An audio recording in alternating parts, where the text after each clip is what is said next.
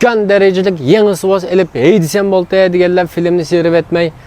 Diqqatingizga maşında bolsun en talelik doyum hızırımı sataman.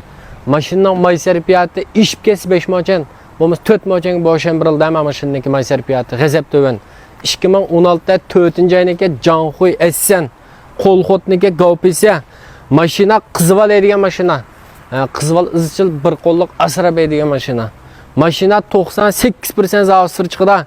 Mayli 3 xil tekshirtang, mayli 30 xil tekshirtang, qanday tekshirtib olsangiz bo'ldi. Suvda qolgan, kesib bo'lgan, o't ko'ygan. Maşina tabi bir tal mığı boşab qalgan maşinalar qo'yib qalsa bakaq bir etimi. Ald eledi shenşidagan chiqida. Cho'ngangchan chaqlirma maşinaniki 95% yangi, İçin ko'rsatlar. Bektepsizlik ko'rsatgan aldırmay. Mana men ishning esdalarini ko'rsangiz bo'ldi. G'azab yangi roller engine ba, Android ekran 6 xod chiqdi. Üstü tönçang ba. Maşina g'azab yangi ma. Ama teginan dibencilerime mana qo'sh qanot tiktiruvlik alayda ko'rsangiz bo'ldi. Maşinning bir ko'plik joyga yer yo'q. Maşinning pulisi bo'ldiganlam yere. Qo'liq tigdiganlam yere 2800 ko'p bo'lsa bo'ldi. Töven so'raydigan to'rdoshlar xijil qilmanglar. Maşina muyda yangi. Ma aqubi shanlarim g'azab kengra. Mana. Qanday ishlatsangiz bo'ldi.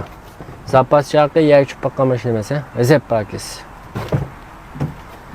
Peylanse 1.5 el motor çıkıdı o manıga. Manıga motorun göğsüte emaslik hazır.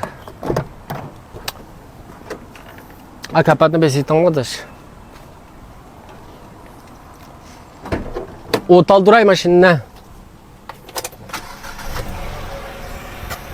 Hakiki yığısını altım diye uçur kılanlar. Ben Janxuy Essen maşinine 5 çıksa demeye köpünçanlı bilirsiler. Bana aldı kapattırma bana zavod alette.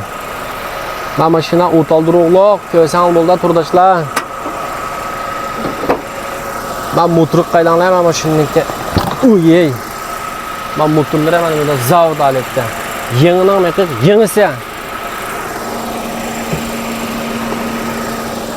Hem burada pakiz yenisi altımda gelip fıçırqılanlar. Ben de yenisi davam fıçıqımaydı. Ondan şid biraz fıçıqayda ben gepni oçuq deyişimsek olmaydı. Ben qoyamda mobonlar biznes tutmayma köpünçanlı düzüstə. Mava yengisi 2800 ko'lam bo'lsa bo'ldi. Kirasi Şinjanning har qaysi joylariga 2000 ko'lam chiqadi. Gönce qilmag'anlar gönce qila olinglar. Qo'llab bergan turdoshlarimga rahmat.